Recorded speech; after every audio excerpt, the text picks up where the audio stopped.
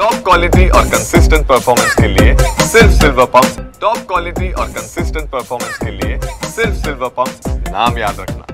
कोल्हापूर जिल्ह्यात पावसानं काहीशी विश्रांती घेतलेली आहे। शहर आणि परिसरात पावसाची उघडझाप सुरू आहे, तर दुसरीकडे राधानगरी धरण क्षेत्रात देखील पावसाचा जोर ओसरलेला आहे आणि त्यामुळेच पंचगंगा नदीच्या पाणी पातळीमध्ये आता घट होताना बघायला मिळते। पंचगंगा नदीची पाणी पातळी सध्या 35 फूट 5 इंचांवर आहे आणि जिल्ह्यातील 56 बंधारे अजूनही पाण्याखाली आहेत। खरं तर गेल्या 3 ते 4 दिवसापासून ज्या पद्धतीचा पाऊस पडत होता ते पाहता पंचगंगा नदीच्या पाणी पातळीमध्ये मोठी वाढ झाली होती। 36 फुटांपर्यंत हे पाणी गेलेलं होतं, मात्र आता पावसाचा जोर ओसरल्यामुळे ह्या पाणी पातळीमध्ये घट होताना बघायला मिळते।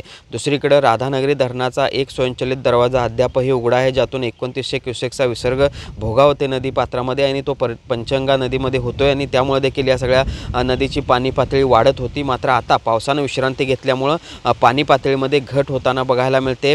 गेल्या 2 ते 3 तासापासून पाणी पातळी स्थिर असल्याचं देखील बघायला मिळते आणि त्यामुळे देखील कोल्हापूरसाठी हा एक मोठा दिलासा म्हणावा लागेल। दुसऱ्या बाजूला अलमट्टी धरणामधून देखील पाण्याचा विसर्ग 1,20,000 क्युसेक्सवरून 1,40,000 क्युसेक्सवर नेण्यात आलेला आहे आणि तो देखील एक मोठा दिलासा कोल्हापूरकरांसाठी म्हणावा लागेल आणि त्यामुळे एका बाजूला पावसाचं प्रमाण कमी झालेलं आहे, तर दुसऱ्या बाजूला अलमट्टी धरणातून देखील विसर्ग वाढवण्यात आल्याने त्यामुळे कोल्हापूरकरांसाठी हा दुहेरी दिलासा म्हणावा लागेल।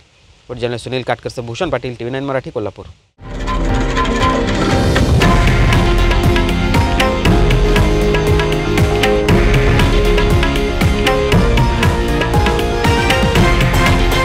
हे आहे देशातील नंबर 1 न्यूज नेटवर्क आणि आपण पाहत आहात TV9 मराठी, एकमेव।